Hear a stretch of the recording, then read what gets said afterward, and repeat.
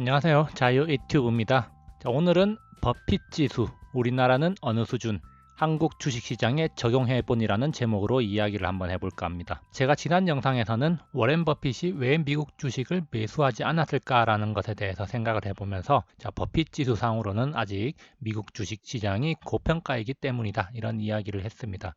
그렇다면 한국 주식시장은 지금 어느 정도 수준인가 여기에 대해서 많이 궁금해하는 것 같아서 한국 주식시장에 버핏 지수를 적용해 봤을 때 지금 어느 수준인지를 한번 살펴보는 시간을 마련해 봤습니다. 지난 영상 이야기 잠깐 하면요. 지난 영상에서 버핏 지수를 확인해 봤습니다. 미국 주식시장 폭락했는데 버핏은 좋은 기회라고 말하면서도 왜 사지 않았을까?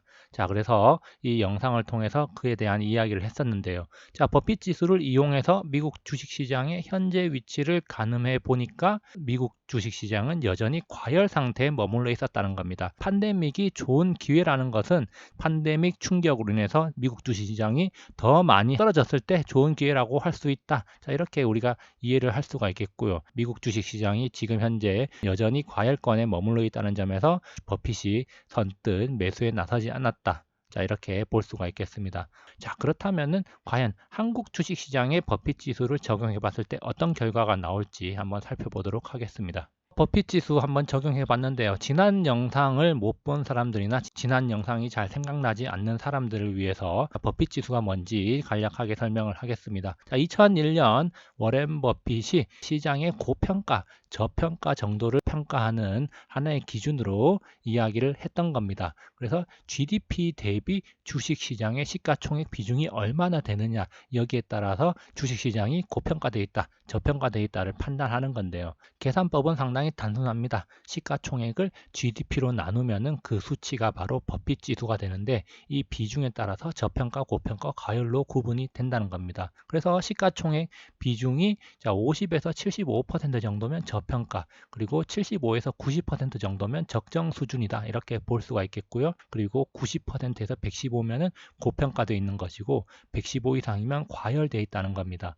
미국 주식시장은 현재 120%가 넘어가고 있기 때문에 과열권에 진입해 있고, 그래서 워렌 버핏은 지난 2012년부터 지속적으로 주식의 비중을 줄여 나가고 있다는 점 우리가 지난 영상에서 확인을 해 봤습니다. 그렇다면 이제 한국 시장에 한번 적용을 해 볼 건데요. 참고로 혹자들은 경제 규모를 판단하는 기준으로 GDP보다는 GNP를 이용해야 된다고 말하는 사람도 있습니다. 물론 그 주장도 일리가 있는데요. 그렇지만 여기에서는 오리지널 방식대로 연도별 한국 GDP를 이용을 했습니다. 그래서 2010년 1월 1일부터 2020년 4월 23일까지 일자별 시가총액 데이터를 가지고 그 수치를 산출을 했고요. GDP는 각 연도별 GDP를 일괄적으로 적용을 했습니다. 예를 들면 2010년 GDP는 2010년 전체에 적용을 했고 2019년 GDP는 2019년 전체에 적용을 했다는 겁니다. 그리고 2020년 GDP는 아직 나오지 않았는데요. 2020년 GDP는 어떻게 임의로 계산을 했느냐. 1분기 GDP가 전년비 증감률 마이너스 1.6%를 기록했다고 합니다. 그래서 2020년 GDP를 2019년 GDP에 곱하기 마이너스 1.6을 했습니다. GDP 성장률이 마이너스 1.6%로 계산했기 때문에 2020년 데이터는 조금 더 보수적으로 접근했다 이렇게 볼 수도 있겠습니다. 어쨌든 이런 식으로 계산을 했기 때문에 다른 곳에서 계산을 하는 것과는 조금 차이가 있을 수도 있다. 이 점을 염두에 두고 영상을 보면 좋겠습니다. 먼저 버핏 지수 그리고 한국 주식시장 함께 살펴보겠습니다. 그래서 버핏 지수가 여기서 지금 주황색 선이고요. 그리고 여기 파란 선이 코스피, 그리고 여기 회색 선이 코스닥입니다. 코스닥이 이렇게 많이 안 올랐다 이렇게 보는 게 아니라 지금 여기는 오른쪽에 지수가 있기 때문에 코스닥 지수 기준으로 봐야 된다는 점 염두를 해야 되고요. 우리가 여기서 눈여겨봐야 될 것은 지수의 움직임도 중요하지만 버핏 지수에 따라서 한국 주식시장이 어떻게 움직였는가, 그것을 한번 눈여겨보는 게 중요한데요. 여기 보시면은 버핏 지수 50에서 75는 저평가 구간이라고 있습니다. 50에서 75 구간이 어디냐?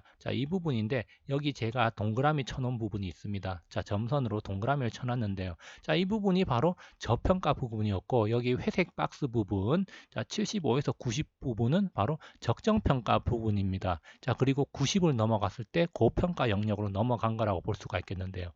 우리나라 최근 10년 동안 버핏 지수 기준으로 저평가 영역에 접어들었을 때가 딱 2번 있었습니다. 자, 그때가 언제냐? 2008년 금융위기 이후에 차화정 장세가 한창 벌어지고 있을 때, 자, 이때 우리나라 증시가 버핏지수 기준으로 저평가 영역에 있었고요. 그러다가 2010년 말부터는 적정 구간에 진입을 했고, 그리고 차화정 장세가 절정 끝물에 이르렀을 때 고평가 영역에 진입을 하고 나서 주식시장이 무너졌습니다. 자, 공교롭게도 버핏 지수가 과열권에 진입하고 나서 얼마 되지 않아서 유럽 위기가 터졌다는 점 우리가 잘 알고 있습니다. 그 이후에 미국 주식시장이 고공행진을 거듭한 것과 달리 우리나라는 박스권 행보를 하면서 상대적 박탈감을 느끼는 그런 시장이었습니다. 그런데 버핏 지수 기준으로 봤을 때, 자, 우리나라 주식시장 박스권 움직임이 이 적정 수준 안에서 오르락 내리락 했다는 겁니다. 그래서 적정 수준 아래로 오면은 반등해서 올라갔고, 시장이 오르면서 버핏 지수가 상승하면은 이 적정 부분의 위쪽 부분에서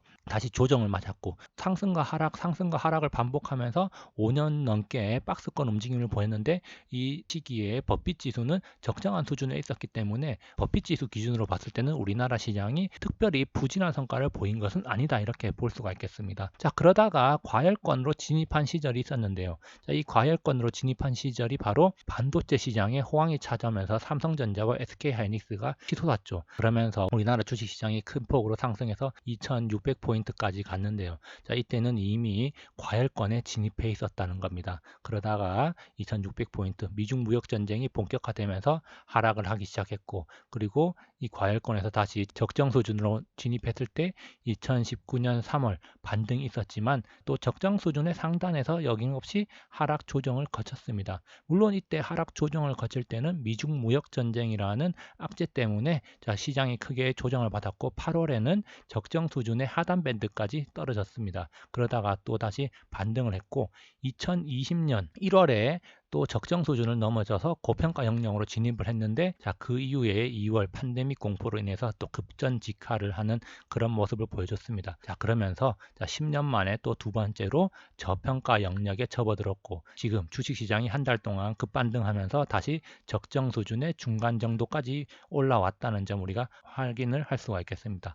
자, 그래서 우리나라 주식시장 전체로 봤을 때, 자, 저평가 영역에 머물렀을 때는 2008년 금융위기 이후, 그리고 지금 팬데믹 공포가 왔을 때 두 차례였다는 거고요. 그리고 이 고평가 영역으로 접어들었을 때는 또 어김없이 조정이 찾아왔고, 특정 수준의 상단 부분에 접어들었을 때도 조정을 맞이했다는 점 우리가 확인할 수 있습니다. 이것은 우연일 수도 있겠지만 어쨌든 버핏 지수가 우리나라 시장에서 어느 정도 의미 있는 결과를 만들어내고 있다, 이렇게 볼 수가 있겠습니다. 어쨌든 우리나라는 대체적으로 적정 구간에서 움직여 왔다는 점 눈여겨볼 필요가 있겠습니다. 그러면은 조금 더 디테일하게 한번 살펴보겠습니다. 2016년 1월 이후에 코스피와 버핏 지수를 한번 비교해 보겠습니다. 자, 지난 4년 동안 어떻게 움직였는가?